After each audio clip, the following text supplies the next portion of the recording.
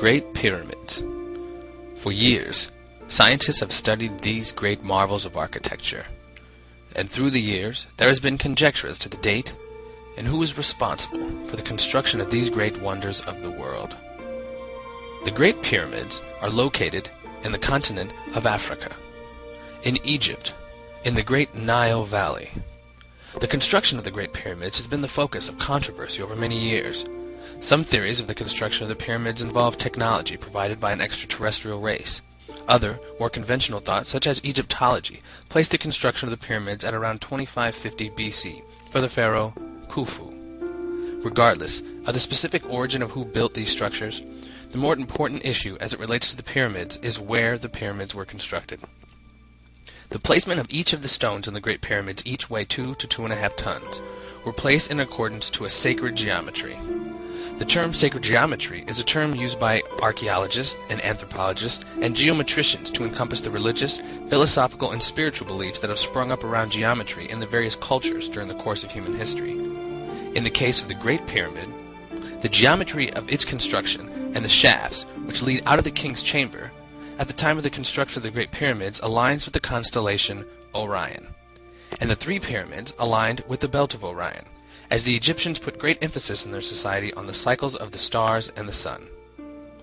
The geometry of the Great Pyramids at Giza contains the golden ratio. The golden ratio is approximately 1.61803, which happens to be the ratio of a diagonal of a pentagon to its side. With the height of the Great Pyramid being 146.515 meters and the base 230.363 meters, and by using simple math, the half of the base is 115.182 meters, and the slant height 186.369 meters. Now by dividing the slant height by half of the base gives 1.6180, which is practically equal to the golden ratio. A concept not found until centuries later by the Greeks, yet the pyramids are said to have been built as long as 3000 BC. The existence of this formula in a civilization that was centuries away from its existence is one of the main points of contention in determining the builders of the pyramids. Regardless, if the builders of the pyramids were extraterrestrials, or the great Egyptian civilization that had received handed-down technology, or just hundreds of slaves that constructed the pyramids over many years, the construction of the Great Pyramids at Giza continue to astonish the hundreds of thousands that visit them each year, and remain a modern marvel of architecture, geometry, and one of the greatest achievements in Western civilization. Amongst the proportions that the Egyptians deemed to have sacred significance is the square root of 3. Although initially seeming to be a somewhat obscure number, when we look at how the square root of 3 can be generated in geometry, its significance becomes clear. Using a compass, we first plot a circle. We then move the point of our compass to any point on the circumference of the circle just created. And without changing the width of the compass, we create another circle. We have now created two circles of equal radius that overlap one another evenly. Note that the circumference of each circle cuts directly through the center point of the other circle. The oval space that is shared by the two circles has been labeled the vesica Pisces. And if its width is taken to measure 1, then its height happens to measure approximately 1.732, was considered to be of special spiritual importance to the Egyptians. If we connect the points where these lines touch the circumferences of the circles, we find that we have generated a perfect hexagon.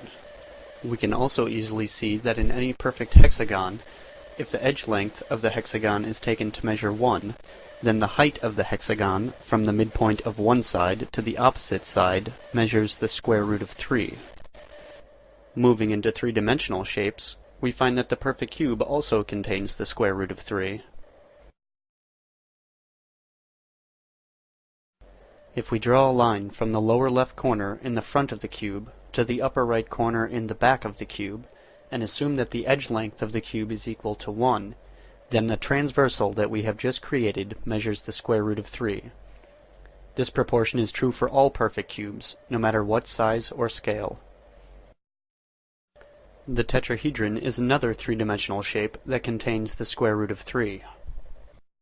Along with the cube, the tetrahedron is classified as one of the 5 Platonic solids. In the Platonic solids, every edge length, every angle, and every face is equal throughout a given polyhedron. The tetrahedron in particular is volumetrically speaking the smallest and the most basic of the Platonic solids. Consisting of just 4 equilateral triangular faces, the smallest number of sides possible to enclose a three-dimensional space. In order to understand how the tetrahedron relates to the square root of 3, we must understand that in any regular polyhedron, there are 3 spheres that are commonly used to define the shape. The insphere is a sphere that shares the center point of the polyhedron and whose surfaces touches the center point of each face. The intersphere is a sphere whose outer surface touches the center point of each of the tetrahedron's edges. The circumsphere is a sphere whose outer surface just touches the vertices of the polyhedron, thus completely enclosing it. In the tetrahedron, if the radius of the insphere is taken to measure 1, then the radius of the intersphere measures the square root of 3. Also, if the radius of the intersphere is taken to measure 1, then the circumsphere also measures the square root of 3. Thus, the 3 spheres of the tetrahedron form a perfect square root of 3 progression. Yet another three-dimensional shape that contains the square root of 3 is known alternately as the cuboctahedron, the Dymaxion, or, as we will refer to it here, the unified vector field. The unified vector field is classified in geometry as one of the 13 Archimedean solids. The Archimedean solids are similar to the Platonic solids, but differ in that their faces can consist of more than one type of regular polygon. As can be seen in the diagram, the unified vector field has 8 triangular faces and 6 square faces. What is completely unique about the unified vector field is the fact that if we draw a line from its center point to any of its vertices, we find that line to be of equal measure to the length of any edge. No other polyhedron can claim to possess this type of equidistant lattice. Assuming that the edge length of the unified vector field measures 1, then we find that the distance between the center points of opposing edges measures the square root of 3. Another way of observing this same relation is to note that if the edge length of the unified vector field equals 1, then the diameter of its intersphere measures the square root of 3. Internal geometry of the D&M pyramid, that it contains incredible geometric structure, fundamental mathematical constants, which in the universe are the key to signifying the presence of intelligence. That's why we term this object the Rosetta Stone of Cydonia.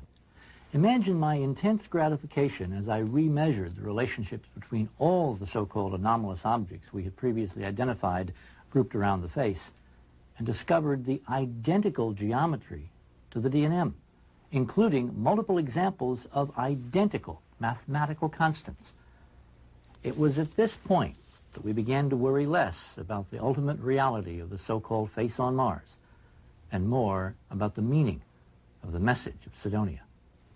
If there was a deliberate meaning behind the incredible geometry now displayed by the monuments of Mars, what could be the meaning?